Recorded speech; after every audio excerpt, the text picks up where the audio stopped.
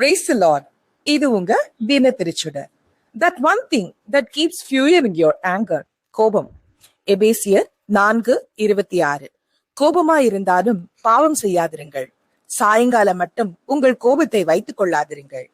ஒருத்தர் கொஞ்ச நிமிஷம் கெட்ட வார்த்தை பேசிட்டாங்கன்னா போதும், அந்த வார்த்தைகள் தான் ராத்திரி முழுக்க மைண்ட்ல ரீவைண்ட் ஆகுது. Sometimes it's not the shouting that hurts. அவங்களோட சைலன்ஸ் தான் நம்ம உள்ள முழுக்க இருட்டாகிடுது. இன்சல்ட்ஸ், இக்னோரன்ஸ், பிட்ரையல், அவங்களுக்கு ப்ராப்ளம் முடிஞ்சிருக்கும். ஆனா நம்மள மட்டும் அந்த கோபம் எரிக்குது. பிறர் பேசும் பேச்சு கூட விஷம் மாதிரி தான் இருக்கும். பட் ஜீசஸ், அவர் மேல பொய் சாட்சி சொல்லப்பட்டது. அவரை பத்தி வஞ்சகமா பேசினாங்க, அவரை கைவிட்டுட்டாங்க. இருந்தாலும் அவர் சொன்னது, பிதாவே இவர்களை மன்னியுங்கள். He could have reacted, but he released. ஏன்னா அவரை வழி நடத்துறது கோபம் இல்ல, அன்புதான். So today, stop feeding your fire.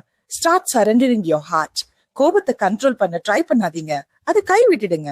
Let go, not for them, but for your peace. Thank you. Have a good day ahead. நாளை மீட் பண்ணலாம்.